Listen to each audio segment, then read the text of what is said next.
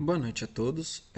Estamos aqui hoje para o último, ler o capítulo 15 do livro da Susan Blackmore, The Conscience. Não lembro agora qual é o nome do livro certinho. Antes da prova de amanhã, estou meio lascado, né? Porque ainda não terminei de ler e estudar tudo. Mas bora lá. Esse capítulo é um pouco maior do que os outros. Ele tem umas 47 páginas, então provavelmente vai ficar maior do que o primeiro capítulo que eu li, então eu acho que eu vou dividir ele na metade, pelo menos. Acho que ele é até 28, 27, 28 ou 30 mesmo, tanto faz. Vamos ver até onde a gente consegue ir. Bora lá? É... Capítulo Sonhando e Além. Então, sobre o que se trata? Eu estava em um teleférico de esqui, uma cadeira para duas pessoas, subindo lentamente em direção aos picos altos e nevados. Estava frio e escuro, quase amanhecendo, e o céu azul profundo estava clareando onde o sol estava prestes a surgir. Mas esse teleférico não deveria abrir antes das 8h30, pensei. Como cheguei aqui? Teleféricos não funcionam no escuro. O que está acontecendo? Comecei a entrar em pânico. Olhei para baixo e percebi que não estava usando esquis. E para sair do teleférico com segurança, eu precisava deles. Teria que correr e torcer para não cair. Quando meus sapatos estavam prestes a tocar o chão, de repente, eu soube a resposta. Eu estava sonhando. E com essa percepção foi como se eu estivesse acordado. Claro que teleféricos não funcionam no escuro. Olhei ao redor, consciente do meu próprio sonho, contemplando a beleza das montanhas matinais enquanto o sol iluminava o topo delas. Esse é um exemplo de um sonho lúcido, um sonho no qual você sabe durante o sonho que você está sonhando. Esta habilidade de acordar dentro de um sonho enquanto permanece dormindo provoca todo tipo de perguntas interessantes sobre o sono, sonhos e estados alterados de consciência. O que significa dizer que eu acordei ou me tornei consciente de um sonho lúcido? Você não está consciente em sonhos comuns? O que são sonhos, afinal? São eles experiências ou apenas histórias construídas ao acordar? E quem é o sonhador? Neste capítulo, vamos abordar superficialmente os fundamentos da pesquisa sobre o sono e os sonhos, pois eles já são bem abordados em muitos textos. 2001, 2002, 2006, 2013. E concentrar no que os sonhos comuns, assim como alguns tipos de sonhos mais exóticos e fenômenos relacionados aos sonhos, podem nos dizer sobre consciência. Fazemos as mesmas perguntas sobre experiências fora do corpo e experiências de quase morte, ambas as quais perturbam nossa sensação comum de ser um eu consciente que olha de dentro de nossa pele, acordando e dormindo. Eu sonhei em minha vida sonhos que permaneceram comigo para sempre e mudaram minhas ideias. Eles percorreram todo o meu ser, como o vinho através da água, e alteraram a cor da minha mente. Este é um deles, vou contá-lo, mas cuidado para não sorrir em nenhuma parte dele. Emily Brontë, O Morro dos Ventos Uivantes, 1847. Até agora não li esse livro. Depois vocês me dizem aí se é bom ou não. Todos os dias, todos nós passamos por um ciclo de 3 estados: acordado, sono REM, movimento rápido dos olhos e sono não REM. Uma noite típica de sono consiste em 4 ou 5 ciclos entre o sono não REM e o sono REM, e frequentemente alguns microdespertares não lembrados. Esses estados de vigília e sono são definidos por medidas fisiológicas e comportamentais, incluindo a facilidade com que as pessoas podem ser despertadas, seus movimentos oculares e o tônus muscular, o grau de concentração passiva das fibras musculares. No sono REM, o cérebro está altamente ativo e o EG se assemelha ao estado de vigília, embora, paradoxalmente, o dorminhoco seja mais difícil de acordar do que durante o sono não REM. Mesmo no sono não REM, a taxa geral de disparo dos neurônios é tão alta quanto nos estados de vigília, mas o padrão é bastante diferente, com o EG dominado por ondas longas e lentas em vez de complexas e rápidas. A neuroquímica e a fisiologia desses estados são bem pesquisadas. Por exemplo, os neuromoduladores adenosina e melatonina desempenham papéis cruciais na indução de sono. Durante o sono, o ciclo REM é controlado pela formação reticular na ponte do tronco cerebral, e não por áreas mais elevadas no cérebro, que são desnecessárias para a ciclagem normal do sono.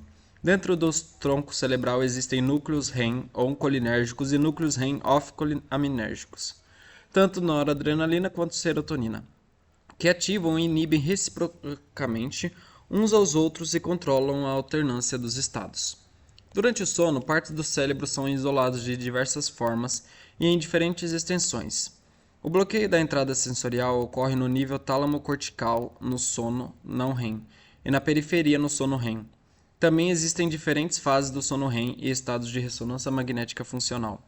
fMRI mostram que durante o sono REM tônico persistente, estímulos auditivos ainda ativam o córtex auditivo em certa medida, enquanto durante o REM fásico intermitente, quando ocorrem movimentos oculares e contrações musculares, o cérebro opera em circuito fechado, funcionalmente isolado. 2007. No sono REM, o tronco cerebral bloqueia os comandos motores no nível dos neurônios motores na medula espinhal, para que qualquer atividade ocorrendo no córtex motor não resulte em atividade física. Isso significa que você pode sonhar em subir na janela para o telhado, mas suas pernas não vão deixar você fazer isso, embora esses mecanismos de proteção possam se romper brevemente no sonambulismo e serem hiperativos na paralisia do sono. Ao mesmo tempo, a ponte amígdala, hipocampo e giro cingulado anterior estão especialmente ativos, assim como partes do sistema visual e áreas de associação visual. Mas o córtex pré-frontal dorsolateral, associado a funções executivas como a memória de trabalho, resolução de problemas e planejamento, além de organização motora, está muito menos ativa do que durante a vigília. Dessa maneira, os vários estados fisiológicos do sono podem ser reconhecidos e estudados. Mas e sobre a experiência? Aproximadamente 14% das pessoas relatam sonhos todas as noites, 25% relatam sonhos frequentemente e 6% nunca. E a recordação dos sonhos diminui com a idade. Grover, 2009. As ênfases aqui é de recordação, mais do que no sonho em si, porque a maioria dos sonhos nunca é lembrado. Isso foi descoberto em 1950, quando os primeiros estudos EEG revelaram que os estágios do sono e que as pessoas poderiam ser acordadas seletivamente em diferentes estágios. Quando acordado de um sono não REM, as pessoas normalmente dizem que nada estava acontecendo em sua mente, ou que elas estavam pensando. Um exemplo simples: eu estava adormecido, eu não estava pensando sobre nada ou sonhando sobre nada. Ou eu estava pensando sobre meu sobrinho. O seu aniversário será em breve e eu devo enviar a ele um cartão. Os relatos de sono não REM geralmente são curtos e carentes de detalhes. Em contrapartida, quando acordado de um sono REM, as pessoas geralmente relatam que elas estavam tendo sonhos complexos, muito longos e frequentemente bizarros. Algumas vezes muito bizarros, como esse trecho. Eu estava em uma conferência tentando pegar café da manhã, mas a comida e as pessoas na fila continuavam mudando. Minhas pernas não funcionavam propriamente e eu me esforçava para manter minha bandeja levantada.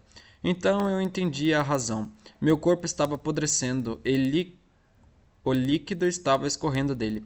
Eu pensei que eu ficaria completamente apodrecida antes do final da conferência, mas pensei que deveria ainda assim pegar um pouco de café se tivesse forças. Não, nós não podemos dizer que esse é um sonho comum, pois provavelmente não existe tal coisa, mas tem elementos familiares que a maioria das pessoas provavelmente irá reconhecer, especialmente a resposta objetiva diante da profunda bizarrice. O conteúdo dos sonhos tem sido amplamente estudado quando os questionários e entrevistas e por análise de relatórios usando o sistema de pontuação originalmente desenvolvido nos anos 60 por Calvin Harry e Robert Van Castle, 1966. Isso contabiliza elementos como cenários, personagens, emoções, interações sociais e infortúnios, todos os quais mostram uma notável consistência ao longo do tempo e culturas em diferenças confiáveis de sexo e diferenças entre sonhos de adultos e crianças. Capítulo 4. Quanto aos sonhos, eles são os filmes B da mente, divertidos, mas é melhor esquecê-los. Por exemplo, homens sonham mais sobre outros homens do que mulheres o fazem, e têm mais interações agressivas. Crianças, em contraste, sonham mais frequentemente sobre animais, sofrem com mais sonhos de infortúnio e são frequentemente mais vítimas de agressão do que iniciadoras. Emoções ou estados de espíritos específicos ocorrem em cerca de 3/4 dos sonhos, e são igualmente positivos e negativos. Diversão é a emoção mais comum relatada, seguida de raiva e medo. Eventos na vida desperta frequentemente têm um papel nos sonhos, incluindo sonhos sobre eventos da vida como cirurgias, psicoterapia ou casamento e divórcio, assim como eventos triviais do dia anterior. Se nós acordarmos com a memória de um sonho, nós provavelmente iremos tentar achar um sentido no que sonhamos. De fato, o processo de dar sentido é parte do relembrar. A tendência natural de atribuir significado aos sonhos, talvez ainda mais do que aos eventos na vida desperta, Morgan Norton 2009, foi encorajado por Freud em 1999. Em sua abordagem psicoanalítica à interpretação dos sonhos, que os trata como formas de preencher desejos nos quais o conteúdo real ou latente, advindo do inconsciente, é disfarçado na superficial manifestação do conteúdo dos cenários dos sonhos. Jung, 1934, 36 a 68, não entendi muito bem essas datas, mas tudo bem, adaptou essas ideias para enfatizar a função de arquétipos básicos que representam atitudes inconscientes e que podem ser manifestadas em vários objetos e figuras dos sonhos, que tomam formas dinâmicas dependendo daqueles que sonha e o contexto do sonho. Nenhuma dessas teorias se mantiveram ao teste do tempo, embora livros e sites de interpretação de sonhos que oferecem modelos prontos para atribuição de significados sejam populares. E muitas pessoas acreditam que seus sonhos fornecem visões sobre crenças e desejos inconscientes. Não há uma boa razão para pensar que os sonhos vão além de refletir preocupações ou esperanças atuais. Existem problemas ao generalizar sobre o conteúdo dos sonhos devido aos efeitos do método de coletar relatos. Por exemplo, alguns pesquisadores têm pedido para as pessoas manterem um diário de seus sonhos com os sonhos coletados durante longos períodos, enquanto outros pedem apenas pelos sonhos mais recentes. O relato seletivo pode ser um problema com todos os métodos de coleta, todavia, a seleção pode se dar em diferentes estágios. Apenas alguns sonhos são relembrados ao acordar, alguns são esquecidos mais rapidamente da memória após despertar, e uma seleção adicional pode ocorrer quando as pessoas são solicitadas a escrever um relatório ou descrever seus sonhos. Em consequência, a ocorrência de sonhos bizarros ou interessantes pode ser exagerada. Certamente muitos sonhos são bizarros, mas em estudos que tentam evitar problemas de seleção, bizarrices são encontradas apenas em 10% dos sonhos. Essa bizarrice pode tomar diferentes formas. Alan Robson, 1999, sugeriu 3 categorias. Incongruência envolve o desencontro de características de personagens, objetos, ações ou cenários. Descontinuidade envolve mudanças repentinas nesses elementos. Incerteza envolve imprecisão explícita. Pesquisas feitas pelo seu grupo sugerem que a forma que personagens e objetos são transformados em sonhos seguem certas regras, mas essas mudanças de cena e enredo não seguem. Talvez a coisa mais estranha sobre os sonhos é que, enquanto nós estamos sonhando, raramente reconhecemos o quão estranhos eles são. O pesquisador de sonhos finlandês Antti Revonsuo e seus colegas estudaram sonhos bizarros em mais detalhes usando 592 sonhos de diferentes diários de sonhos de 52 estudantes, medindo a bizarrice das características de seus sonhos.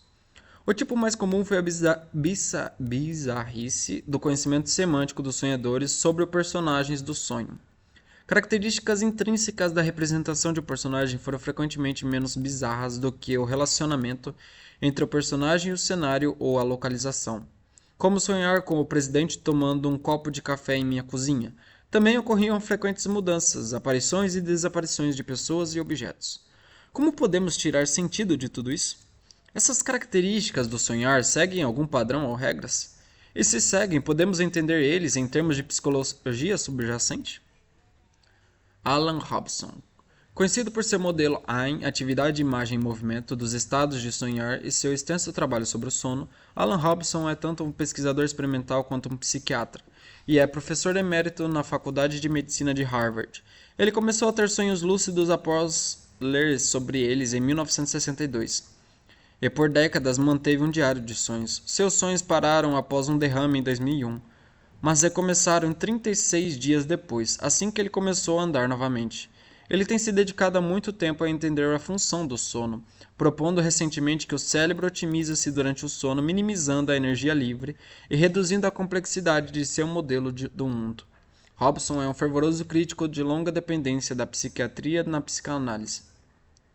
Ele descreve as ideias de Freud como superficiais e errôneas, afirmando que temos que esperar que os psicanalistas morram, já que eles nunca vão se retratar. Ô, louco. Ele tem uma fazenda de laticínios em Vermont, onde restaurou antigas construções para abrigar exposições e uma galeria de arte. Ele é autor de muitos livros sobre sonhar, incluindo The Dream Drugstore and Psychodynamic Neurology, Dreams, Conscience and Virtual Reality. 2001 e 2015. Estou curioso agora.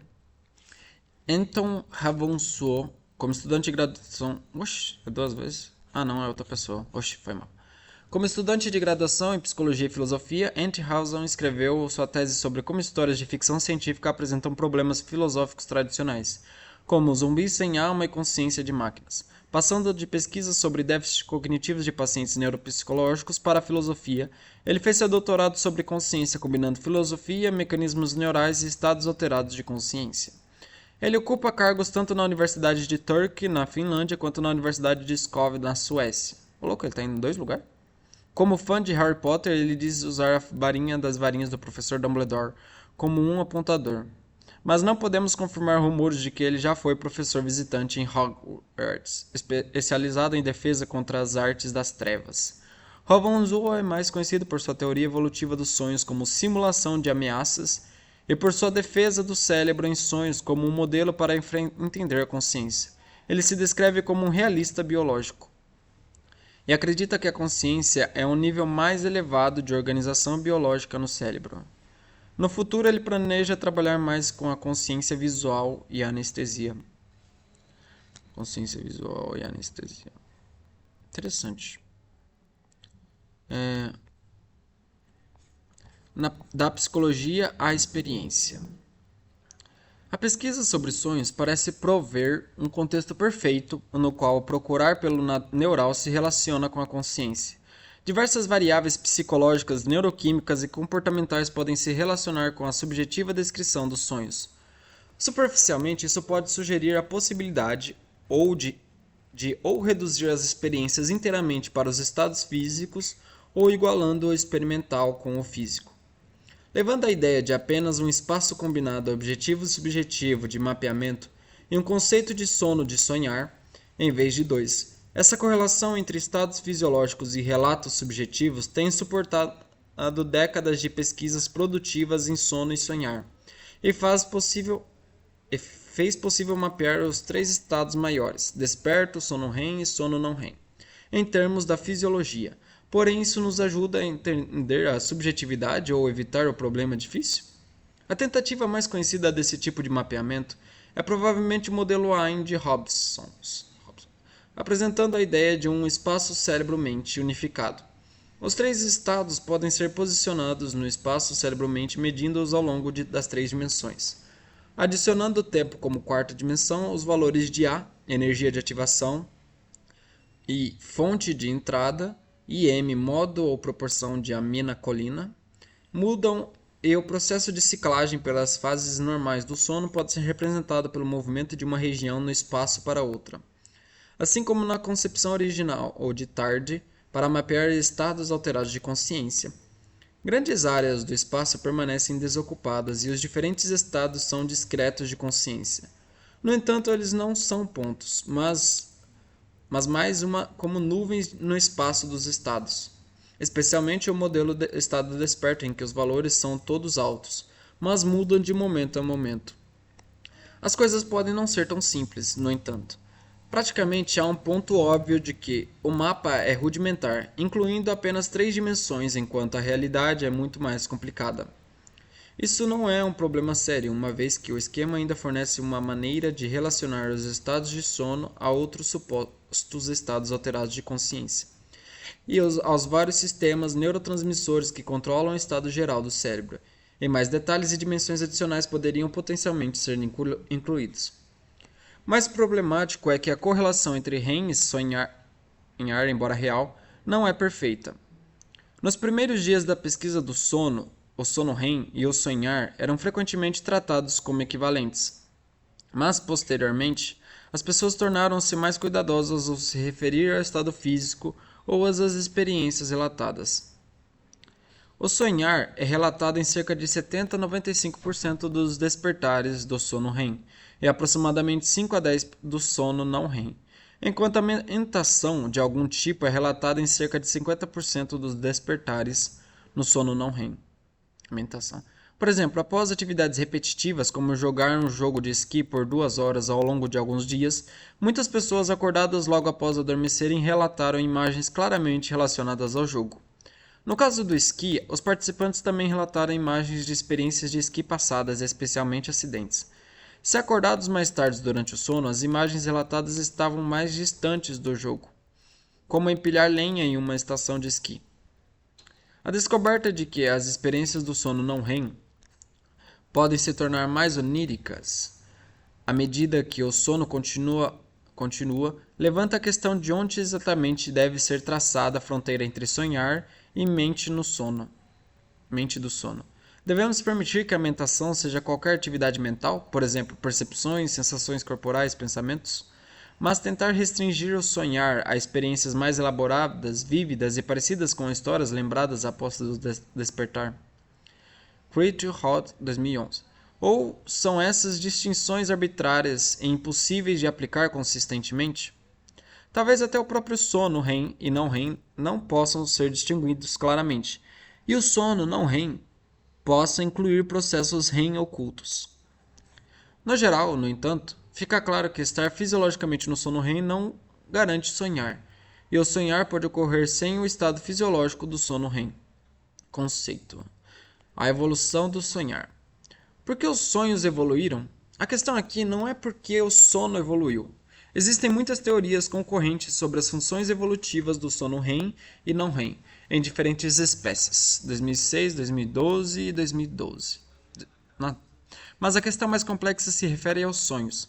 Eles têm uma função própria ou são uma concomitância inevitável de certos estados de sono?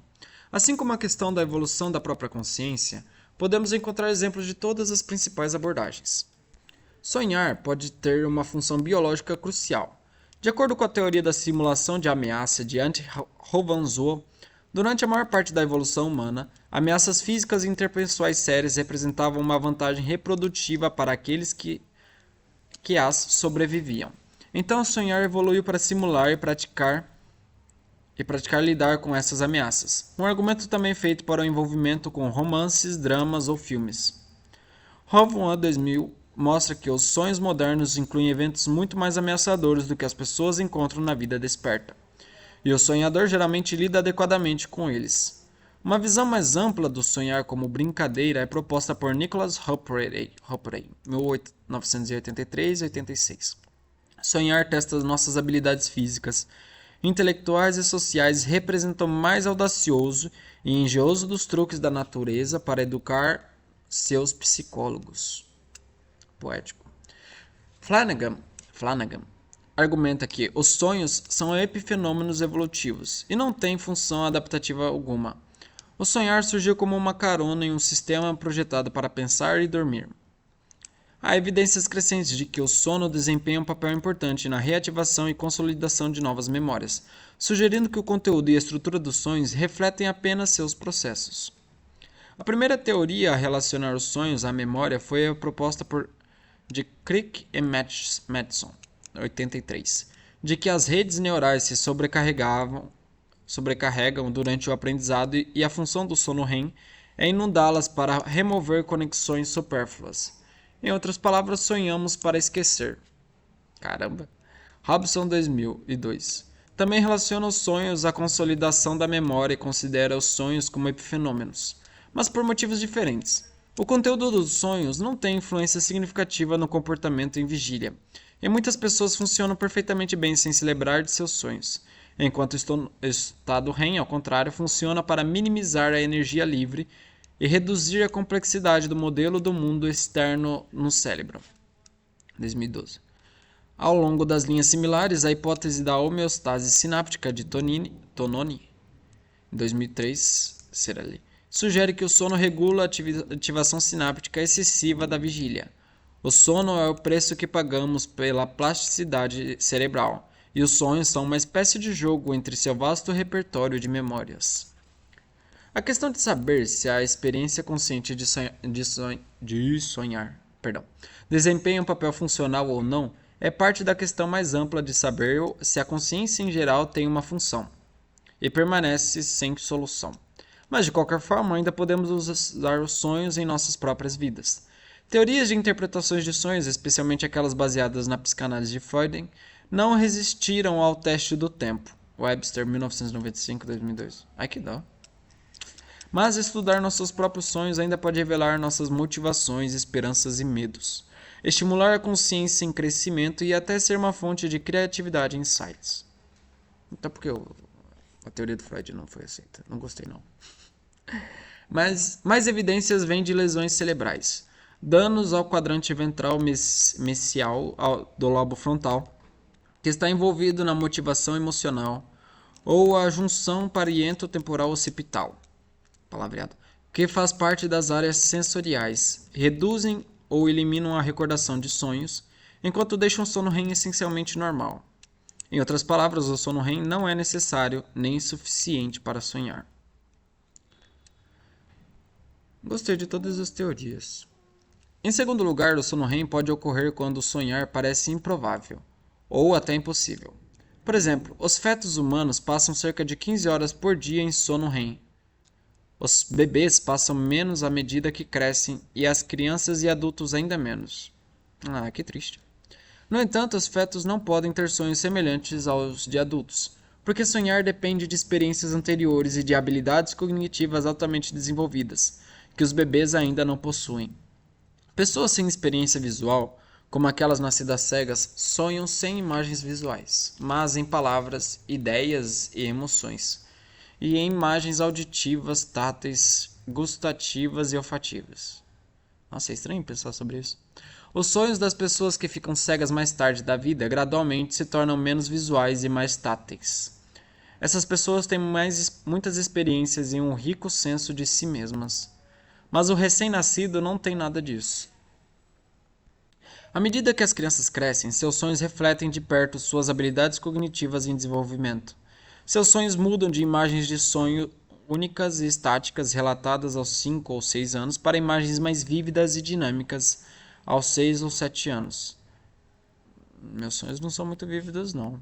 Ixi, tá vendo? Com um eu sonhando aparecendo aproximadamente apenas após os 7 anos. Podemos, portanto, ter certeza de que, independentemente do que esteja acontecendo com o feto durante o sono REM, não se parece em nada com o sonho de um adulto. Com base nisso, Robson especulou que o que a mente-cérebro está fazendo no sono REM dos bebês antes que o sonho surja é preparar-se para muitas funções integrativas. E entre essas funções, ele inclui a consciência. Ele sugere que o sono REM, no início da vida, antes que o sonho se desenvolva, pode ser pensado como protoconsciente e tem o propósito de nos permitir explorar as habilidades e limitações de um ambiente virtual. O desenvolvimento da consciência é assim visto como um processo gradual e ao longo da vida que se baseia em um gerador de realidade virtual inato mais primitivo. E ao longo da vida, cujas propriedades são definidas para nós em nossos sonhos. Robson, a capacidade de integrar o estado do sonho é o que nos permite ter consciência dele. Nossa, quer dizer que eu, conforme vou envelhecendo, vou sonhando menos ainda? Não gostei, não. Nossa consciência consciente durante a vigília é uma vantagem adaptativa óbvia, mas nossa consciência consciente durante o sono pode não ser. O sono em outras espécies também parece ser muito diferente do sono humano adulto. Répteis não têm sono REM, mas muitas aves e mamíferos têm. Os golfinhos, nariz de garrafa, embora extremamente inteligentes, aparentemente não têm sono REM. E apenas metade de seus cérebros dorme de cada vez. Isso é uma curiosidade muito louca. Em ciclos de 2 horas para que possam manter vigilância contra predadores e saber quando subir à superfície para respirar. O sono semelhante ao REM, com movimentos rápidos dos olhos, mudanças na coloração do corpo e tremores nos braços, foi observado em chocos, embora não em polvos. ratos, cães, gatos, macacos e macacos, repetir de novo, têm todos sono REM. E quando vemos suas pálpebras tremendo ou seus bigodes se movendo, podemos facilmente imaginar que eles estão sonhando. Mas estaremos certos em pensar assim? Podemos supor, com base no que sabemos sobre suas habilidades cognitivas, que alguns deles podem estar desfrutando de imagens visuais ou auditivas complexas, talvez até com estrutura narrativa, mas eles não podem descrever seus sonhos em palavras. Jura? Portanto, não podemos perguntar a eles e não podemos simplesmente assumir que REM é igual a sonhar.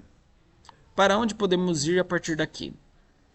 Uma possibilidade é que a fisiologia e a fenomenologia nunca possam ser reduzidas ou equiparadas uma à outra. Que o abismo insondável nunca possa ser cruzado. Outra possibilidade é que, com pesquisas adicionais e melhor compreensão dos estados cerebrais e da neuroquímica, aprenderemos exatamente como os estados cerebrais se relacionam com a experiência de sonhar. Já existem algumas indicações nessa direção. Conteúdos de sonhos há muito tempo são conhecidos por se relacionarem com os movimentos oculares, por exemplo. Quando alguém relata ter sonhado em assistir a uma partida de tênis, são observados movimentos distintos dos olhos esquerdos e direito no registro de EEG. As mesmas áreas corticais aparecem estar envolvidas nos movimentos rápidos dos olhos, assim como nos movimentos oculares durante a vigília. Exames de ressonância magnética funcional, a fMRI, sugerem que os REMs são sacadas guiadas visualmente que exploram reflexivamente a imaginação do sonho. As mesmas áreas sensoriais são ativadas quando algo é visto ou ouvido, assim como quando é imaginado ou lembrado. E o mesmo parece ser verdadeiro para os sonhos. Por exemplo, os aumentos relativos na atividade das áreas sensoriais e as diminuições nas áreas pré-frontais são consistentes com sonhos multissensoriais que carecem de controle executivo de ação ou tomada de decisão. As emoções nos sonhos são consistentes com o aumento da ativação da amígdala, córtex órbital frontal e cingulado anterior, e o envolvimento da memória está relacionado à ativação do hipocampo e áreas conectadas. 2005. Estudos em animais têm revelado mais sobre as conexões entre aprendizado, memória e conteúdo dos sonhos. Por exemplo, ratos foram treinados para correr em uma pista circular, e a atividade do hipocampo foi registrada durante a atividade e quando estava dormindo. Lowe e Wilson, 2001. De mais de 40 episódios de REM, cerca da metade repetiu a assinatura única de atividade cerebral que foi criada enquanto o animal corria. A correlação era tão próxima que, quando o animal sonhava, os pesquisadores conseguiam reconstruir onde ele estaria no labirinto se estivesse acordado e se estava sonhando em correr ou ficar parado. Nossa, que doido. Mais recentemente, estudos da atividade nas células de lugar do hipocampo, que são precisas o suficiente para reconstruir a posição de um rato, sugeriram que o rato dormindo pré-reproduzem rotas que viram levariam a comida antes de realmente explorá-las, formando mapas mentais da jornada projetada para e da comida. Projetada para e de comida. Seria possível um dia deduzir os sonhos das pessoas a partir da atividade cerebral delas? Por mais assustadora que essa perspectiva possa parecer, os primeiros passos já foram dados. No laboratório Gallant da Universidade de Califórnia em Berkeley, os cientistas registraram muitas horas de dados de ressonância magnética funcional fMRI, enquanto as pessoas assistiam a vídeos. Nishimoto, 2011, e criaram um enorme dicionário para relacionar as formas, bordas e movimento nos vídeos com a atividade em vários milhares de pontos no cérebro do espectador. Rapaz, não tem mais nada para fazer, não? Quando eles mostraram então um novo vídeo para a mesma pessoa, eles puderam usar o dicionário para reconstruir uma versão reconhecível, embora borrada, do vídeo sendo assistido. Um método similar foi aplicado posteriormente em pessoas que dormiam dentro de um scanner e foram acordadas durante o sono REM. Usando os dados registrados e o dicionário detalhado, imagens do que eles estavam sonhando puderam ser reconstruídas. Embora eu já tinha ouvido falar sobre isso. O poder computacional necessário foi vasto, mas o princípio foi comprovado. Deve ser possível observar a atividade cerebral de alguém e saber sobre o que estão sonhando. Isso é um grande avanço em nossa compreensão, mas talvez apenas sirva para tornar o abismo entre fisiologia e experiência mais óbvio. Por quê?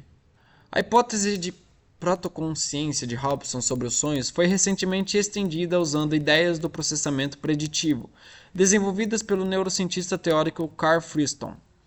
A função do sono tem sido amplamente discutida, com teorias que variam desde a manutenção da função dos neurotransmissores até a consolidação de novas memórias, desde a remoção de metabólitos até a promoção da plasticidade neural. 2015, Hobson e Friston, 2012, propõe uma nova função. Durante o sono, o gerador de realidade virtual do cérebro simplifica seu modelo do mundo desperto, melhorando assim nossa capacidade de fazer previsões confiáveis. Essa ideia é apoiada por várias observações fisiológicas. Por exemplo, as ondas pontinogeniculo-occipitais, PGO, estão envolvidas em transmitir informações de movimentos oculares dentro do sistema visual e podem permitir que o cérebro realize trabalho preditivo durante o sono. Isso pode abranger tanto os sinais de comando de movimento ocular, quanto o descarregamento corolário que nos permite prever as consequências visuais de mover os olhos. Consequências visuais?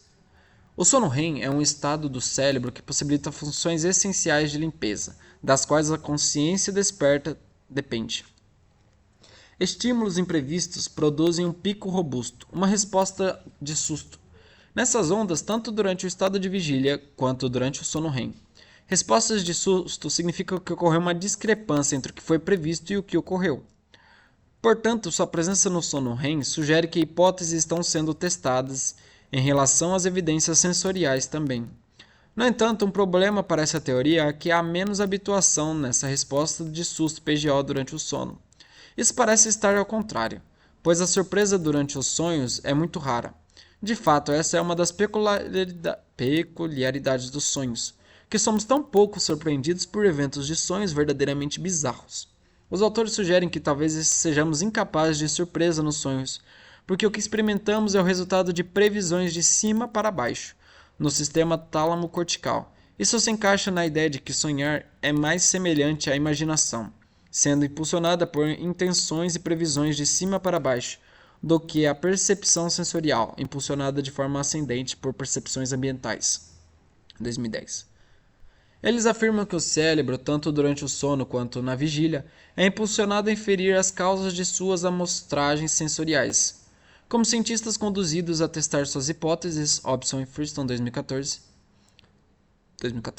O teatro cartesiano é uma metáfora para os modelos da realidade virtual que isso cria. No entanto, não há uma audiência interna observando o espetáculo, apenas histórias e fantasias sendo ensaiadas e testadas em relação às evidências sensoriais. Seria este um teatro cartesiano pernicioso?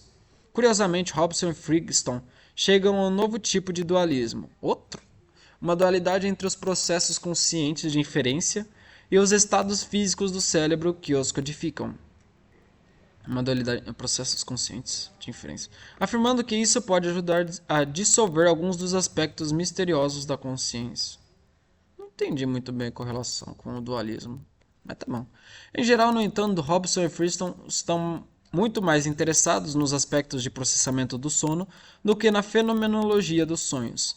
Para eles, o sono é o que realiza o trabalho importante, enquanto os sonhos são meramente os epifenômenos subjetivos dos produtos noturnos de nosso gerador de realidade virtual, e não contém nenhuma informação nova. 2012. Talvez, sugerem eles, seja por isso que geralmente não vale a pena lembrá-los. Mas descartar algo tão importante como os sonhos, como apenas um epifenômeno, levanta seus próprios problemas filosóficos. Os sonhos são os epifenômenos subjetivos dos produtos noturnos de nosso gerador de realidade virtual. Outro exemplo de como conectar fisiologia à experiência vem da pesquisa sobre a estranheza dos sonhos realizada pelo grupo de Hovonzuo. Eles argumentam que 3 tipos de estranheza podem ser compreendidas como falhas em 3 tipos de ligação. Ligação de características, ligação contextual e ligação ao longo do tempo. Eles concluem que as formas mais globais de ligação flutuam muito mais frequentemente do que aquelas relacionadas apenas com feixes locais de características. e relacionam isso ao número de módulos distintos de processamento envolvidos na geração de diferentes tipos de imagens de sonhos. Em outras palavras, quanto mais difícil for para o cérebro construir uma determinada imagem integrada, mais provável é que tal imagem se desintegre ou apresente falhas estranhas de ligação durante os sonhos. Meus sonhos são tudo assim. Isso sugere que, mesmo as características mais peculiares dos sonhos podem ser estudadas através dos mecanismos cerebrais durante o sono. Mesmo assim, ainda estamos contando com correlações, e como acontece com todos os outros aspectos da experiência consciente, não podemos afirmar com confiança que os sonhos e os estados cerebrais são redutíveis entre si, ou que são a mesma coisa. Nem podemos descrevê-los com confiança em termos de estado cérebro-mente. Mas por que não? Até agora assumimos que os sonhos são experiências conscientes, mas isso é verdade? Alguns filósofos questionaram se os sonhos são experiências de fato. Malcolm, em 59, e Dennett, 76. Sonhos são experiências? Consciência de sonho não é consciência normal, mas ainda assim é consciência. Escrito por Damasio, grande cara. Claro, os sonhos são experiências, poderia-se dizer, e muitos concordariam. O Oxford English Dictionary define sonho como uma série de imagens, pensamentos e emoções, frequentemente com qualidade semelhante a uma história, gerada por atividade mental durante o sono. Janeiro de 2018. Livros didáticos de psicologia geralmente incluem os sonhos em sessões sobre estados de consciência durante o sono, e muitos filósofos e pesquisadores da consciência também aceitam isso.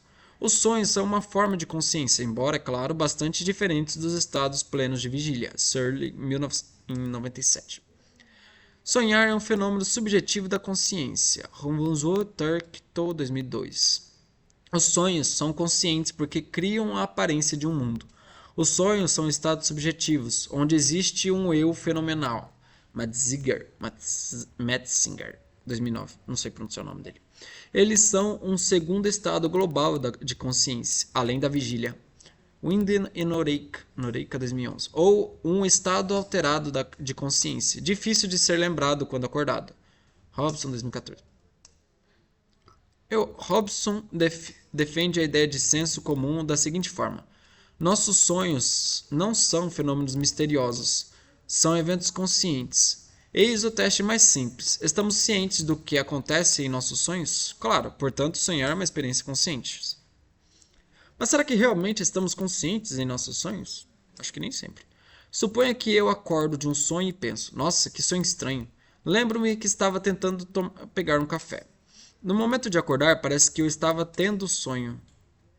De fato, estou completamente convencido de que há um momento atrás estava sonhando em estar na cafeteria, mesmo que os detalhes escapem rapidamente e eu não consiga retê-los, muito menos relatá-los todos. Mas há alguns problemas sérios aqui. Alguns deles dizem respeito ao eu. Embora eu tenha certeza de que eu estava sonhando, o eu no sonho não era como o meu eu normal ao acordar. Essa estranha figura do sonho não percebia que estava sonhando. Ela aceitava que as pessoas e a comida mudavam de maneiras impossíveis, demonstrava pouca repulsa ou surpresa com o estado do corpo e, em geral, tratava tudo como se fosse real. Foi realmente eu quem sonhou isso? Talvez não. Mas talvez, como Metzger argumentaria, isso não importa, porque havia algum tipo de um eu fenomenal no sonho, e isso é suficiente para apoiar um MEF, um modelo fenomenal do eu. Outros problemas dizem respeito à falta de percepção durante os sonhos, tornada a definição subjetiva de um ECA. Capítulo 13. Não sei o que é. Estados de consciência alternada? Acho que é isso. De Tart.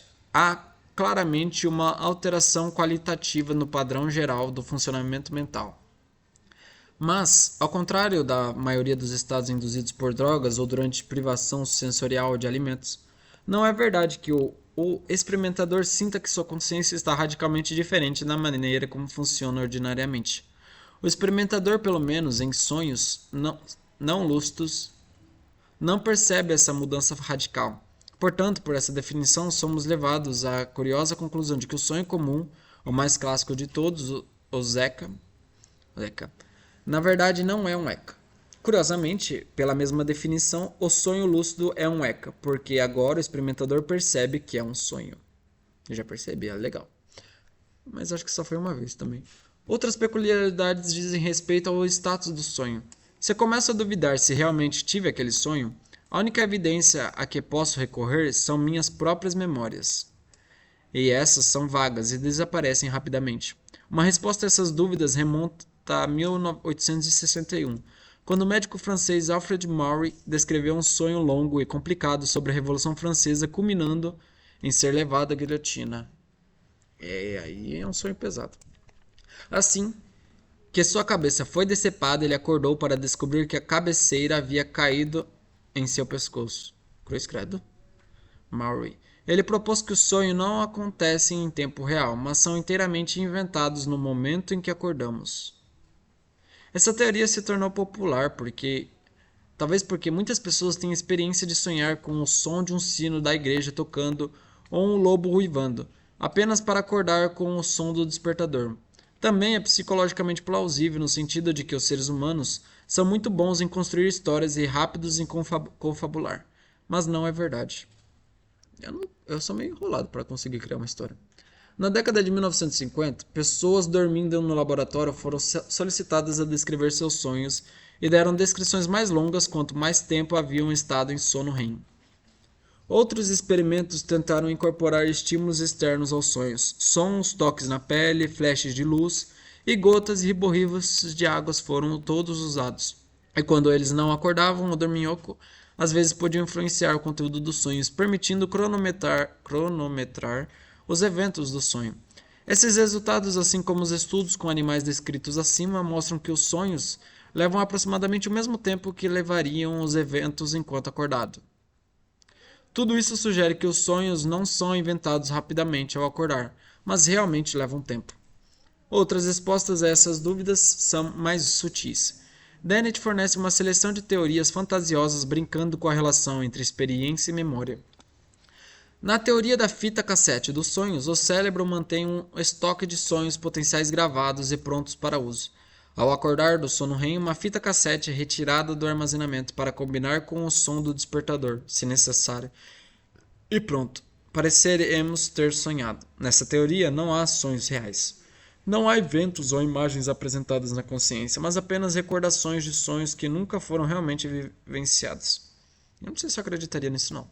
Na teoria da fita cassete, não é como se algo fosse sonhado, embora seja como se algo tivesse sido sonhado. Na teoria da fita cassete, os sonhos não são experiências que temos durante o sono. Se não temos durante o sono, temos quando então? A saída consciente do sonho é o que será lembrado pelo sonhador. O objetivo dessa teoria não é que ela possa ser literalmente verdadeira, mesmo se atualizarmos a fita cassete para um arquivo MP4, mas que ela fornece a base para outra possibilidade, que o equivalente aos sonhos em fita cassete podem ser compostos durante o período REM antes de acordar. Agora podemos comparar a teoria normal de que os sonhos são experiências conscientes durante o sono, e a nova teoria de que os sonhos são compostos inconscientemente durante o sono e depois lembrados ao acordar. Agora entendi. A questão é a seguinte: poderíamos algum dia descobrir qual é a correta? Não sei. A resposta parece ser não. Que pena. Não adianta perguntar aos sonhadores se seus sonhos realmente ocorreram em consciência, pois tudo o que eles têm são suas memórias e eles sempre dirão sim. E não adianta olhar dentro de seus cérebros, porque mesmo se pudéssemos ver os eventos neurais que correlacionam com imaginar xícaras de café ou tentar caminhar, ainda não temos como descobrir se esses eventos neurais estavam em consciência ou não. Não há um lugar especial no cérebro onde a consciência acontece. Ou, em termos da teoria posterior de Dennett, 91, não há um teatro cartesiano na qual os sonhos tenham sido ou não exibidos. Somos deixados com duas teorias que parecem empiricamente indistinguíveis. Portanto, isso novamente é uma diferença que não faz diferença. Então, para que todo esse trabalheiro? Mas a tendência de distinguir elementos conscientes dos elementos inconscientes dos sonhos ainda é comum. Mesmo entre pesquisadores que afirmam consistência com a teoria das múltiplas versões. Uma abordagem modelo modela a fenomenologia dos sonhos como um sistema de feedback que envolve memórias, processos interpretativos aplicados a essas memórias e monitoramento da experiência fenomenal, que juntos planejam e co-criam um sonho. Conforme ele se desenvolve, o planejamento inconsciente se torna simultaneamente a organização sintática consciente do sonho. Sintática. Não é como qualquer coisa sonhar, embora seja como algo ter sonhado. Como qualquer coisa sonhar. A ideia é que o mecanismo de feedback iterativo constrói rascunhos sucessivos do sonho, em um nível inconsciente, com apenas o produto final, o próprio sonho sendo acessível à consciência. Os processos de cima para baixo criam o primeiro rascunho. Os elementos da memória ativam ou inibem outros elementos, e assim, diferentes versões são criadas. Embora os autores concordem com Dennett em rejeitar a ideia de um controlador central, eles ainda descrevem as operações envolvidas na geração do sonho como inconscientes, e portanto acabam tendo que perguntar qual é a função dos processos conscientes no sonho. E como apenas o produto final é consciente, também devemos perguntar o que faz a diferença. Voltando à questão do tempo, ainda há um conflito interessante nas descobertas descritas acima. Por um lado, sabemos que os sonhos ocorrem em tempo real. Por outro, sabemos que as pessoas frequentemente acordam de sonhos nos quais os eventos que a despertou se encaixam no final de uma longa história do sonho. Como isso é possível? Uma maneira de explicar isso, muito de acordo com a teoria dos múltiplos rascunhos, é a teoria de retroseleção dos sonhos, Blackmore 2004. Durante o sono REM, vários processos cerebrais estão acontecendo simultaneamente, nenhum dos quais está consciente ou não consciente. Ao acordar, uma história é inventada selecionando entre uma vasta quantidade de possíveis fios que percorrem os fragmentos múltiplos e confusos de memória que permanecem. A história escolhida é tecida de trás para frente, para se ajustar ao tempo, mas é apenas uma entre muitas histórias que poderiam ter sido selecionadas se um evento diferente tivesse despertado o sonhador. O ponto importante é que não há uma versão da história que seja considerado o sonho real, conscientemente experimentado no momento.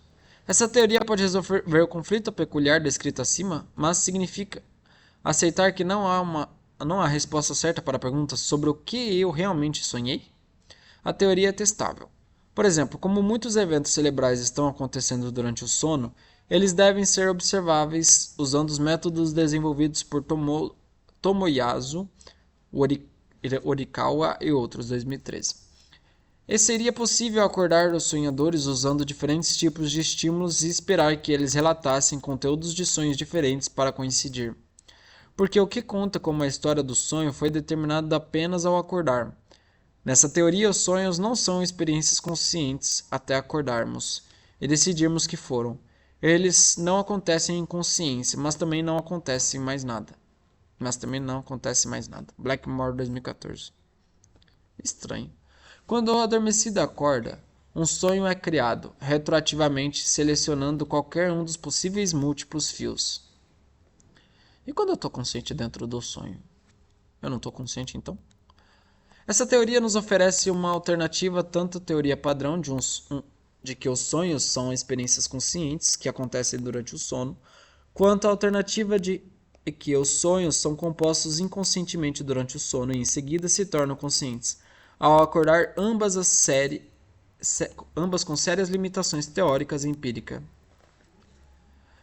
As fronteiras do sono.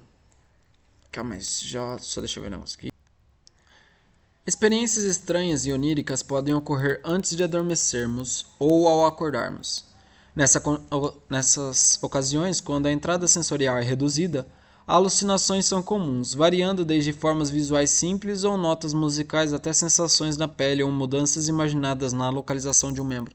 Esse tipo de alucinação foi descrito pela primeira vez em 1848 por Maury, que chamou aquelas que acontecem enquanto adormecemos de imagens hipnagógicas ou alucinações hipnagógicas, e aquelas que ocorrem ao acordarmos de imagens hipnopômpicas. Oníricas podem ocorrer antes de adormecermos ou ao acordarmos. Permanecendo acordado enquanto adormece. É fácil começar a explorar a fronteira entre a realidade e a imaginação, aprendendo a flutuar na beira do sono. Faça este exercício durante uma semana e talvez seja recompensado com alucinações e insights fascinantes. Agora estou interessado. As visões e sons podem ser assustadoras para algumas pessoas, e você não deve prosseguir se achar isso desagradável. Vá para a cama, como de costume, deite-se na sua posição normal, mas depois tente manter a mente clara e vazia. Quando surgirem pensamentos, deixe-os gentilmente ir embora, como fez ao praticar meditação.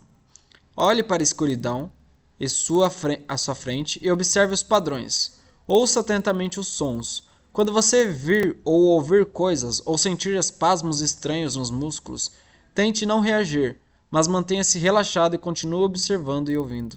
Eu já cheguei quase nesse ponto, mas ainda não.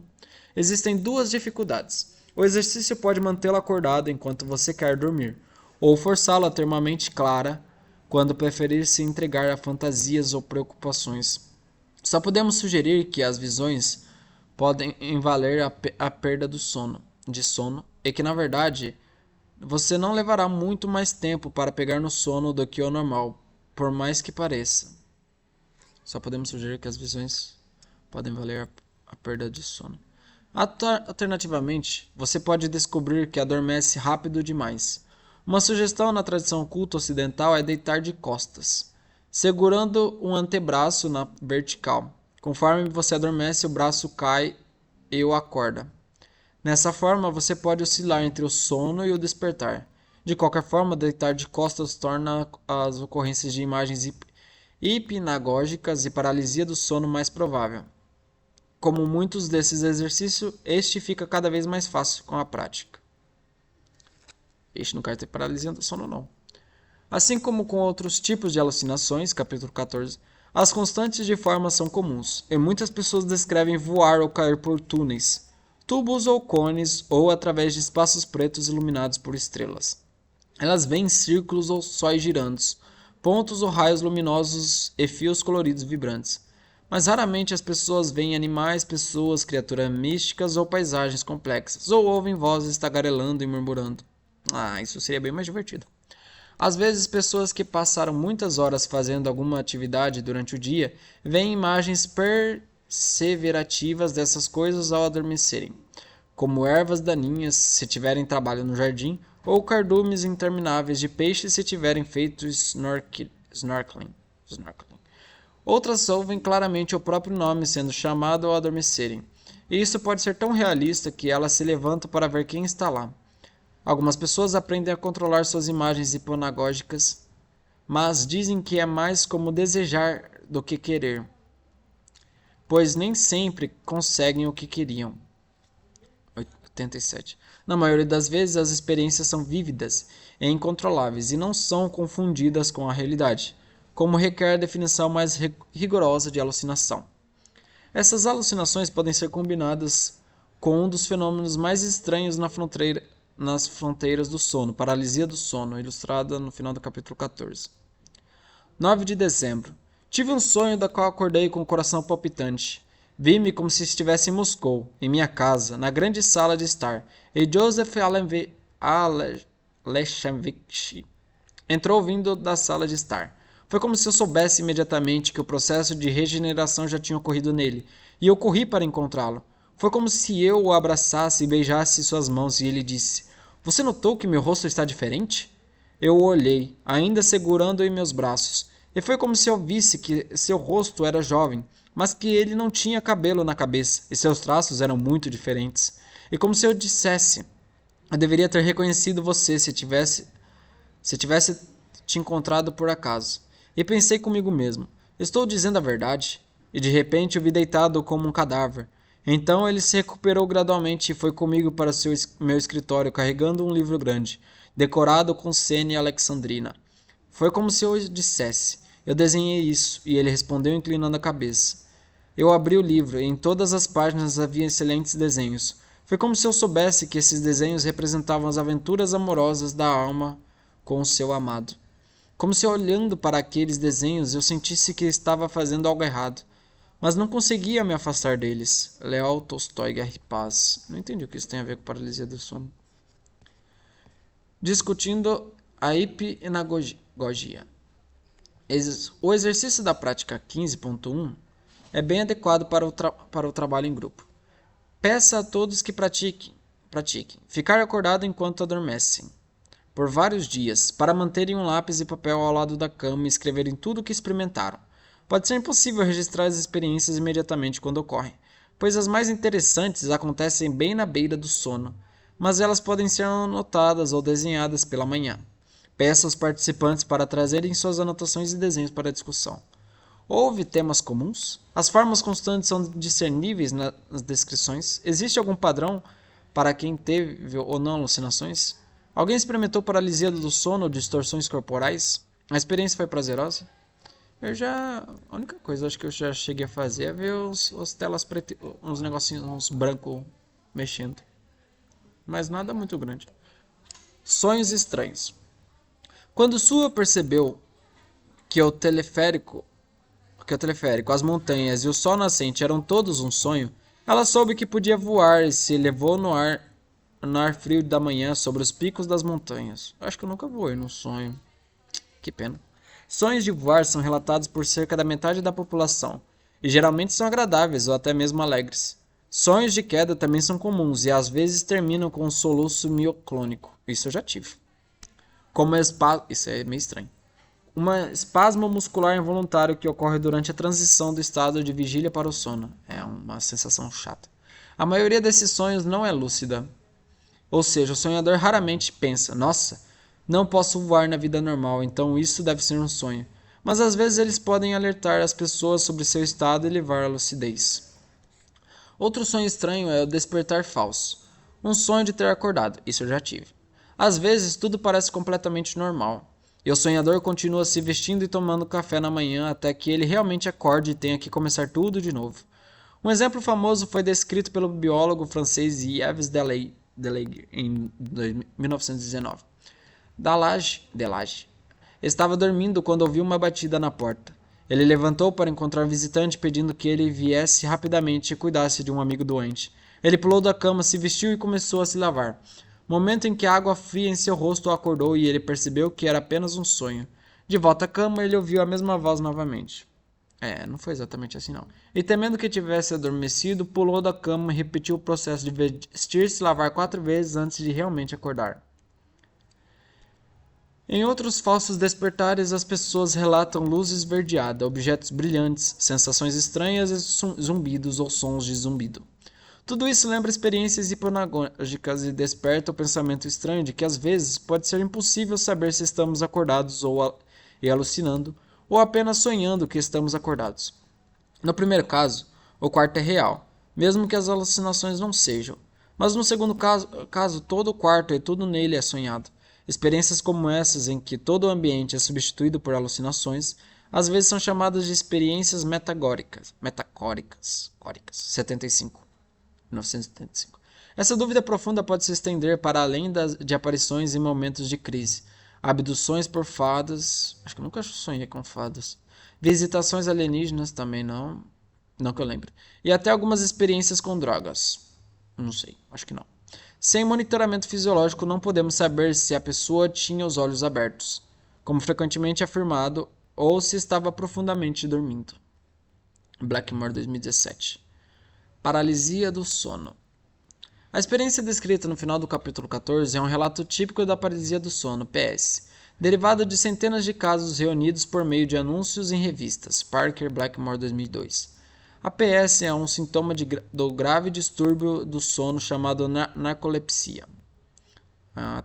E por esse motivo pode ser considerada patológica, mas é comum em pessoas saudáveis com estimativas provenientes de países como Canadá, Hong Kong, 37%, Japão, 40%, e Nigéria, 44%, Inglaterra, 46%, e Newfoundland. Onde que é isso? Nova Ilha. Parker e Blackmore. Uma revista de 35 estudos anteriores estimou uma incidência ao longo da vida de 8% na população geral, 28% entre estudantes e 32% entre pacientes psiquiátricos. Então ainda bem que eu não tive, nem quero. A PS ocorre mais comumente durante o início do sono REM, e pode ser considerada como uma intrusão do REM no sono leve e no estado de vigília. A pessoa se sente acordada, mas os músculos voluntários estão paralisados. Eu já senti paralisado durante todo o sonho. As características mais comuns são o medo, a sensação de presença, muitas vezes maligna ou assustadora, zumbidos, ruídos ou moagens, pressão no peito, vibrações pelo corpo, sensações de toque nos membros, experiências de flutuação ou até mesmo de estar fora do corpo. 99, 2007, pela Blackmore, Dennis Poyd, 2017. Muitas pessoas ficam aterrorizadas porque acreditam que a presença é um fantasma ou alienígena real, ou porque pensam que estão enlouquecendo. Saber algo sobre a PS torna a experiência muito menos assustadora. Ainda assim, não quero ter não. A PS pode ser induzida com dificuldade em laboratório, acordando repetidamente as pessoas logo após elas entrarem no estágio REM, mantendo-as acordadas por 1 hora e depois permitindo que voltem a dormir. Inugami Ima, 2002. A maioria das características da SP foi induzida independentemente por estimulação magnética transcraniana, especialmente por estimulação dos lobos temporais. Por exemplo, a sensação de presença é considerada uma versão deslocada do próprio esquema corporal e pode ser induzida por estimulação do sulco tempoparental esquerdo. 2006. Algumas pessoas que têm PS frequentemente aprendem a preveni-lo, evitando dormir de costas e mantendo um sono regular. Geralmente eu não de costas. Quando ocorre, a melhor maneira de lidar é simplesmente relaxar e esperar que parem, o que geralmente acontece dentro de alguns segundos, embora seja difícil seguir esse conselho se você estiver aterrorizado. Outros métodos incluem tentar mover apenas um dedo ou o dedo do pé ou piscar rapidamente. Muitas culturas têm mitos sobre a paralisia do sono, como o incubo e o sucúbulo, das lendas medievais e a sedutora Lirito, babilônica, ou o demônio do vento. A velha bruxa de Newfoundland é o terror que vem à noite, Halford, 1982, sentando-se no peito das vítimas e tentando sufocá-los. A mesma experiência é chamada de Kanashibari, que significa amarrado com uma corda de ferro, no Japão. Waki no Lita, ou sendo apertado por tesouras, na Coreia, e Kogma, ataques pelos espíritos de bebês não batizados. Essa é curiosa. Em Santa Luzia. O pessoal é criativo, hein? O mito mais recente da PS pode ser o de abduções alienígenas, que incluem todas as características usuais de paralisia, sufocamento, sensação de flutuar, sensação de presença, toques no corpo e zumbidos ou ruídos vibrantes. Parece que povos em muitas épocas e lugares inventaram mitos e entidades para explicar essa ocorrência fisiológica comum. Para um relato pessoal, leia o capítulo de Ronald Siegel, O Sucúbulo. Interessante. Mas se a pessoa está sendo abduzida por alienígena, é porque o alienígena não a levou. Só uma curiosidade. Uma dúvida, no caso. Então, um pensamento terrível ocorreu a ela. E se isso ainda fosse um sonho? E se ela estivesse apenas sonhando que realmente havia acordado? Como ela poderia saber? Ela se beliscou com força. Ela sentiu a dor do beliscão e viu que havia feito uma marca vermelha em sua pele.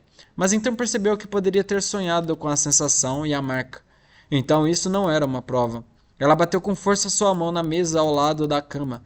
Parecia sólido o suficiente e o abajur saltou e balançou, quase caindo, mas o sonho poderia ter inventado a mesa e o abajur, e os tornou suficientemente convincentes para parecerem reais. Como ela poderia saber?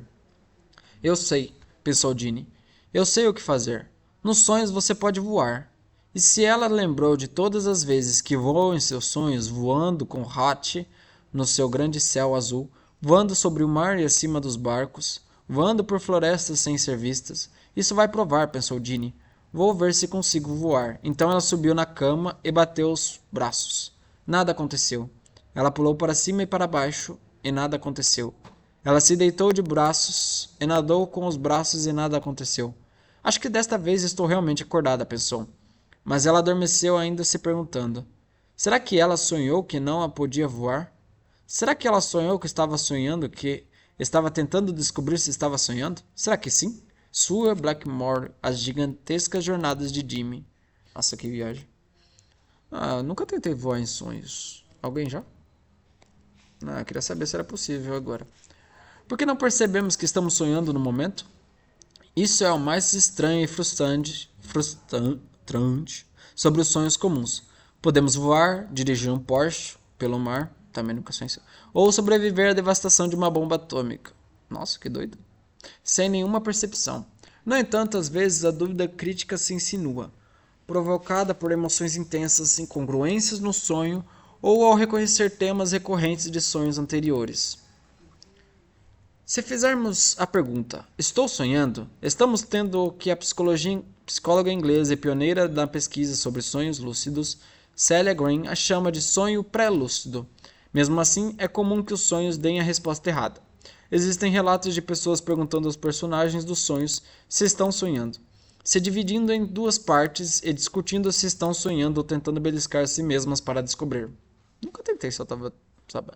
Claro, o teste de beliscão falha para aqueles que sonham com um beliscão de sonho e sentem uma dor de sonho realista. Meu Deus. Que complication. Então a história de dar beliscão é uma farsa. Sonhos lúcidos. Nos sonhos lúcidos, parte do cérebro opera no modo primário, enquanto outra parte tem acesso à consciência secundária. Quando se chega à conclusão correta, o sonho se torna um sonho lúcido, uma simulação global de um mundo na qual, de repente, nos damos conta de que é de fato apenas uma simulação. Metzinger. Achava que sonhar lúcido era muito mais divertido, sei lá. Um túnel cujo habitante percebe que é um túnel. Essa realização pode ter consequências extraordinárias. Não apenas as pessoas descrevem a lucidez como acordar no sonho, ou tornar-se consciente durante o sonho, mas muitas afirmam que, uma vez lúcidas, podem voar ou flutuar. Não cheguei nesse nível, não. Assumir o controle do curso de seu sonho ou mudar objetos e cenários à vontade. Não, eu simplesmente participo do sonho. O sujeito de um sonho lúcido não é uma vítima passiva perdida em uma sequência de episódios bizarros, mas sim um agente completo, capaz de escolher entre várias ações possíveis. Ficar jogando um joguinho no sonho. Como Robson coloca, parte do meu cérebro mente e acorda. Então posso me divertir muito. Posso observar os sonhos, posso influenciar o conteúdo do sonho. Virar um deus. Né? A transição do sonho comum para o sonho lúcido tem sido caracterizada de várias maneiras. Para Robson, Voss e colegas, existe uma diferença entre consciência primária e consciência secundária. A consciência primária é o que temos nos sonhos normais. É governada pelo que está imediatamente presente. Tudo o que podemos fazer é lidar com o cenário imediato e em constante mudança, em vez de influenciar a experiência em curso. Quando acordamos, entramos em uma consciência de ordem superior, na qual podemos planejar antecipadamente, refletir sobre o passado e contemplar o futuro. Quando acordamos em um sonho lúcido, eles dizem que parte do cérebro opera no modo primário, enquanto outra tem acesso à consciência secundária. Voss et al. 2013. Mas o que significa para uma parte do cérebro ou cérebro-mente operar em um modo diferente de outra e ter acesso a um tipo de consciência ou não? Outra maneira de descrever essa mudança é dizer que nos sonhos comuns temos consciência fenomenal de objetos e eventos e autoconsciência, mas somente nos sonhos lúcidos também temos metaconsciência, consciência de nossa própria atividade mental. Sigrun. Os sonhos lúcidos podem dar a sensação de envolver esse tipo de mudança, mas essas distinções realmente funcionam? É muito fácil criar hierarquias de estados e níveis de consciência, mas raramente resistem a uma análise cuidadosa. A teoria da retroseleção não requer tais distinções. Ela simplesmente implica que em um sonho lúcido, em vez de acordar e somente então construir uma história a partir dos fios remanescentes de memória, a seleção e construção da história são feitas durante o sonho. Observe que, embora pareça que o aumento da consciência cause a capacidade de controlar o sonho, essa conclusão não é comprovada pela correlação. Tudo o que sabemos é que nos sonhos lúcidos o pensamento crítico, o controle dos sonhos, o voo e a sensação de estar mais desperto ou mais consciente, ou mais eu, ocorrem juntos. Também sabemos que nos sonhos lúcidos as pessoas relatam mais insights, pensamento lógico, controles sobre pensamentos e ações e emoções positivas, do que em sonhos não lúcidos. Voss et al. 2013. Mas não parece haver uma forte correlação entre pensamento e insight. Ou seja, saber que está sonhando não necessariamente está relacionado a pensar logicamente sobre isso ou achar que é mais realista. A lucidez envolve a realização cognitiva de que você está atualmente sonhando, não necessariamente experimentando seus sonhos como irreais ou como uma realidade meramente virtual. Interessante. O termo sonho lúcido foi criado pelo psiquiatra holandês Frederik van Eden em 1913. E embora o nome não descreva bem esse tipo de sonho, lúcido significa ou claramente expresso, ou brilhante ou luminoso. Ele permaneceu. Pesquisas mostram que cerca de 50% das pessoas afirmam ter tido pelo menos um sonho lúcido em suas vidas. E cerca de 20% têm um por mês ou mais. Eu queria estar nesses 20%. Essa figura pode ser imprecisa, porque embora sonhadores lúcidos facilmente reconheçam a descrição, pessoas que nunca tiveram um sonho lúcido podem entendê-lo erroneamente. Que nunca tiveram um sonho lúcido. Com essa ressalva, pesquisas não mostram correlações com idade, sexo, medidas de personalidade ou variáveis demográficas básicas. Mas as mesmas pessoas tendem a relatar sonhos lúcidos. Sonhos de voar e cair e experiências fora do corpo. Quero chegar nesse nível. Gray, 1968, Blackmore, Laberg. O sono... Calma aí, foi mal. Sonhos lúcidos foram considerados por muito tempo fora do âmbito da pesquisa séria sobre o sono e foram estudados apenas por pesquisadores psíquicos e parapsicológicos. Mesmo no meio do século XX, muitos psicólogos rejeitavam completamente a ideia, argumentando que a autorreflexão e a escolha consciente são impossíveis nos sonhos. Então, os sonhos lúcidos devem realmente ocorrer antes ou depois do sono, ou durante microdespertares. Eles foram provados errados.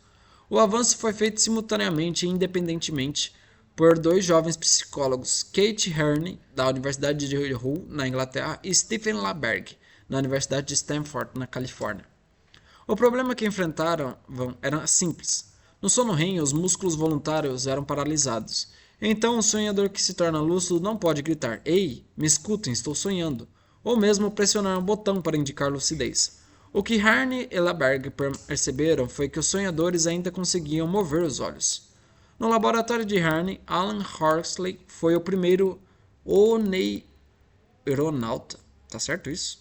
Ou explorador de sonhos, a enviar sinais de um sonho lúcido. Ele decidiu antecipadamente mover os olhos para a esquerda e para a direita 8 vezes seguidas, sempre que se tornasse lúcido, e Herne captou os sinais em um polígrafo.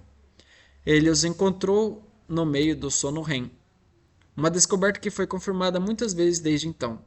Ele os encontrou no meio do sono REM. Interessante. Pesquisas adicionais mostraram que os sonhos lúcidos duram em média 2 minutos. Nossa, só isso. Embora possam durar até 50 minutos. Eles geralmente ocorrem nas primeiras horas da manhã, quase meia hora em um período REM, em direção ao final de um período de movimentos rápidos dos olhos. O início tende a coincidir com momentos de particular alta excitação durante o sono REM e está associado a pausas na respiração, breves mudanças na frequência cardíaca e alterações na resposta da pele. Também há aumento da atividade do lobo parietal esquerdo, o que pode estar relacionado à sensação mais sólida de si mesmo nos sonhos lúcidos. Faz sentido. 2006. E mais potência de 40 Hz do que nos sonhos comuns, especialmente em regiões frontais. 2009. Estimular os cérebros de indivíduos no sono REM, com correntes de 40 Hz, também mostrou induzir sonhos lúcidos, especialmente em pessoas que já tiveram sonhos lúcidos antes, e com fortes correlações entre os níveis de atividade de 40 Hz e as avaliações de insight. Consciência de estar em um sonho e dissociação, experimentar o sonho de uma perspectiva de terceira pessoa. Também já fez isso. 2014. Dadas as alegações relacionadas à potência de 40 Hz, a consciência, isso também se encaixa com a noção de que o sonho lúcido é um estado que flutua entre o despertar e o sono do sonho. A noção de que o sonho é lúcido. Induzindo sonhos lúcidos. Bom, gente, eu vou ler essa parte. Parece que eu tô lendo bem mais rápido do que os textos anteriores. Como atividade em sala de aula, divida o grupo em 3 e dê a todos uma semana para tentar ter um sonho lúcido. É melhor atribuir as pessoas aleatoriamente aos grupos, mas se você tiver vários bons sonhadores lúcidos na turma, distribua-os igualmente entre os grupos. Compare o número de sonhos lúcidos alcançados em cada grupo e discuta os resultados. Se você tiver dados suficientes, use a nova com base no número de sonhos lúcidos por participante. Alternativamente, compare dois grupos usando um teste T independente.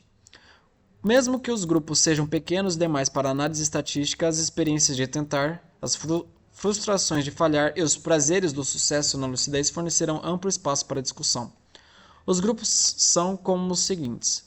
Grupo 1 de controle. Não utilize nenhuma técnica especial. As pessoas frequentemente relatam ter sonhos lúcidos após simplesmente ouvirem ou lerem sobre eles. Então esse grupo fornece uma melhor linha de base do que os níveis anteriores de lucidez das pessoas. Se você tiver menos de cerca de 30 participantes, omita esse grupo e use apenas os grupos 2 e 3.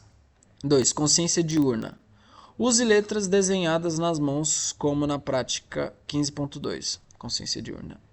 3. Intenção noturna. A ideia é ir dormir pensando em sonhos e com a intenção de notar na próxima vez que tiver um. Antes de adormecer à noite, tente lembrar do sonho que teve na noite anterior ou de qualquer sonho recente. Percorra sua memória notando características estranhas, a maneira como as coisas se comportaram, ou qualquer coisa que seja característica de seus sonhos. Diga a si mesmo, da próxima vez que sonhar com isso, vou perceber que estou sonhando. Teste interessante. Uma versão mais exigente disso é a técnica MILD, no inglês Indução Mnemônica de Sonhos Lúcidos, de Laberg. Para mais detalhes, consulte Laberg.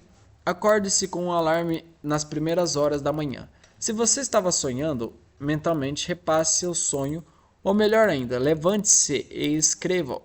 Ao voltar a dormir, visualize-se de volta ao sonho. Visualize-se de volta ao sonho, mas dessa vez perceba que é um sonho. Continue ensaiando o sonho até adormecer. Eu já gravar o sonho antes. Se tornando lúdico. Se você está participando da atividade em sala de aula, tente qualquer técnica de indução que lhe foi atribuída. Caso contrário, pratique esta aqui. Pegue uma caneta e escreva um grande D em uma das mãos, para sonhando, e um grande A na outra mão para acordado. Quantas vezes puder todos os dias, olhe para essas duas letras e pergunte-se: estou acordado ou estou sonhando? Se você se habituar a fazer isso com frequência durante o dia, esse hábito deve se transferir para o sono. Então, talvez você se encontre olhando para as suas mãos em um sonho e se perguntando: estou acordado ou estou dormindo? Isso é um sonho pré-lúcido. Tudo o que você precisa fazer é responder corretamente e você estará lúcido. Funcionou? O que aconteceu no sonho? O que aconteceu com sua consciência durante o dia? O método de sinalização significa que não precisamos mais depender de relatos verbais retrospectivos e, assim, nos permite responder algumas questões clássicas sobre os sonhos. Correlações entre o conteúdo dos sonhos e a fisiologia agora podem ser cronometradas com precisão. E os sonhadores lúcidos podem receber instruções pré-sono para realizar atividades específicas durante seus sonhos e sinalizar enquanto o fazem. Um exemplo é a questão sobre quanto tempo os sonhos duram. Os sonhadores lúcidos podem estimar com precisão o tempo decorrido pelos eventos sonhados, e quando solicitados a contar até 10 durante os sonhos lúcidos e novamente durante a vigília, levam aproximadamente o mesmo tempo. Ai que tipo? Leberg 2000. Mas ações físicas levam mais tempo. Em um estudo, sonhar que estava fazendo agachamentos levou 40% mais tempo do que fazê-lo fisicamente. 2004. Em outro, os sonhadores lúcidos caminharam 10, 20 ou 30 passos e fizeram uma curta rotina de ginástica. Ambas as ações levaram mais tempo no sonho do que na vida real. Nossa, você fica mais lento no sonho? A respiração e a frequência cardíaca aumentaram ao fazer agachamentos em um sonho lúcido. Que tipo? E ao realizar diferentes ações. Os músculos que seriam usados para essas ações na vida desperta contraíram ligeiramente durante os sonhos. Padrões respiratórios voluntários previamente acordados coincidem com a respiração real. Em um estudo, o sonho erótico de uma mulher coincidiu com a excitação sexual real e um orgasmo mensurável. Para uma revisão, consulte Leberg, 1990. Será que praticar uma habilidade durante um sonho lúcido pode melhorar sua habilidade na vida desperta? Em uma pesquisa com centenas de atletas alemães, mais da metade relatou ter sonhos lúcidos e quase 10% afirmaram usar sonhos lúcidos para praticar seu esporte. Pô, aí vai ter que trabalhar até no sonho agora. 2012. Em experimentos que testaram habilidades simples, como trocar os dedos ou jogar moedas em um copo, a prática funcionou melhor em sonhos lúcidos do que quando acordado. Testaram habilidades simples. Sonhos lúcidos. O sono REM corresponde a eventos de sonhos. Isso já havia sido suspeitado a partir de observações de sonhos não lúcidos, mas é facilmente confirmado com sonhadores lúcidos. Sono REM. Experientes que podem deliberadamente realizar ações como jogar tênis, revelando que os movimentos oculares de fato refletem eventos do sonho. Além disso, experimentos que rastreiam objetos em movimento durante o sonho mostraram que os movimentos oculares em sonhos lúcidos se assemelham mais ao acompanhamento suave da visão em estado de vigília do que aos movimentos oculares sacádicos associados à imaginação. Leberg.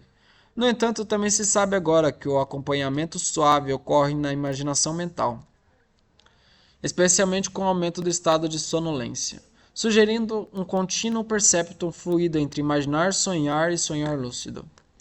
Poucas pessoas podem induzir sonhos lúcidos à vontade, mas existem técnicas que podem ajudar. Vários aparelhos funcionam com base nos princípios de detectar primeiro o sono REM e em seguida fornecer um estímulo forte o suficiente para aumentar ligeiramente a excitação, mas não forte o suficiente para acordar o dorminhoco, incluindo o Dream Machine de Harn, 1990, e Dream Light de Leberg.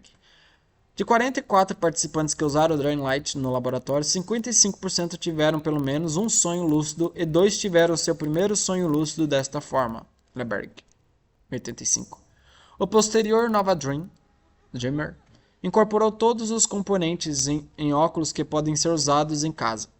Competidores, incluindo o Handrunner, adicionaram recursos como controles interativos e aplicativos de sonhos lúcidos agora afirmam detectar o sono de sonho através do movimento do colchão. Então tudo que você precisa é do seu telefone. Aplicativos como o Dream On, do psicólogo Richard Wiseman, também oferecem uma variedade de paisagens sonoras para ajudar a moldar seu sonho em um tranquilo jardim ou oceânica. Dream On.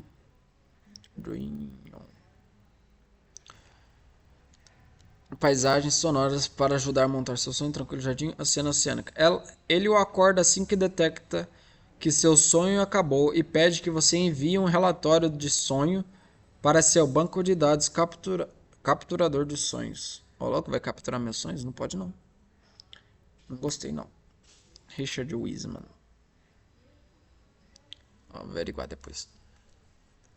Outros métodos incluem manter a consciência enquanto adormece, a técnica Milde de Leberg e outros procedimentos que aumentam a consciência durante o dia, não apenas à noite. Eles são baseados na ideia de que passamos grande parte do tempo em um estado de dormência acordada. E se pudéssemos estar mais lúcidos na vida desperta, isso poderia se refletir nos sonhos. Então nem todos estão despertos. Esses métodos são semelhantes às técnicas antigas de meditação e atenção plena. De fato, praticantes avançados de meditação afirmam manter a consciência durante grande parte do sono, e pesquisas encontram associações entre a prática de meditação e o aumento da lucidez. Algumas pessoas até escolhem meditar quando se tornam lúcidas, ecoando a antiga prática tibetana de aprofundar a compreensão meditativa através do yoga dos sonhos lúcidos. Outros escolhem realizar desejos, resolver problemas, treinar habilidades e cura mental ou fisicamente. Cura mental. Nossa. Aí eu poderia dormir, estudar ou fazer outras coisas. Aí eu não vou descansar nunca, só depois que morrer. Eu estou acordado ou sonhando? Por que se tornar lúcido parece como acordar? Ou tornar-se mais consciente ou mais eu mesmo? Uma sugestão inicial foi que níveis elevados de ativação cortical podem ser necessários para perceber que é um sonho. Leberg, 88. 20 anos depois, estudos de IG encontraram diferenças entre sonhos lúcidos e não lúcidos na faixa de frequência beta, 13 a 19 Hz, geralmente associados ao estado de vigília. Acordado ou sonho. com a maior diferença no lobo parental esquerdo, sugerindo uma ligação com a linguagem e talvez a capacidade de entender as palavras. Estou sonhando? Como mencionado anteriormente, também foram encontrados aumentos na faixa gama, especialmente a 40 Hz, bem como um aumento na conectividade global em todo o cérebro. Em outras palavras, durante os sonhos lúcidos, mais conexões de longo alcance são feitas, o que pode significar mais ligações entre o processamento do eu, a memória e o pensamento. 2009. No sono REM, o córtex pré-frontal dorsolateral, uma área cujas funções incluem o planejamento, a memória de trabalho e a flexibilidade cognitiva, é desativado em comparação ao estado de vigília. Se isso explicar nossa falta de percepção nos sonhos comuns, então poderíamos esperar que o DLPFC fosse mais ativo nos sonhos lúcidos do que nos nossos sonhos comuns, e isso foi constatado no primeiro estudo de sonhos lúcidos em um scanner fMRI, Drarsley 2012, quando a sensação de self, ou precuneus, na face interna dos lobos parentais, também é desativado durante o sono REM. Uma vez que essa área se relaciona com o processamento autorreferencial, incluindo a perspectiva em primeira pessoa e a sensação de agência, a maior ativação nos lobos parentais durante os sonhos lúcidos pode ajudar a explicar por que a lucidez traz uma sensação de ser mais eu mesmo. Embora essas sejam apenas primeiras indicações de progresso, os sonhos lúcidos já não são considerados além do alcance, mas estão se tornando uma ferramenta promissora para investigar a consciência. Podemos aprender mais nessa direção ao voltar nossa atenção para dois tipos de experiências ainda mais estranhas do que os sonhos lúcidos: as experiências fora do corpo e as experiências de quase morte. Bom, já estou aqui na página 33 e como que ele vai mudar de assunto agora? Eu vou deixar essa parte para depois. Terminou em 1h30, menor do que os outros vídeos. Então o próximo vídeo vai ser pequeno também. Bom, gente, é isso. Obrigado aí. Se vocês acharam interessante o assunto, vocês compartilhem fazendo favor. E é isso. Falou, tchau, tchau.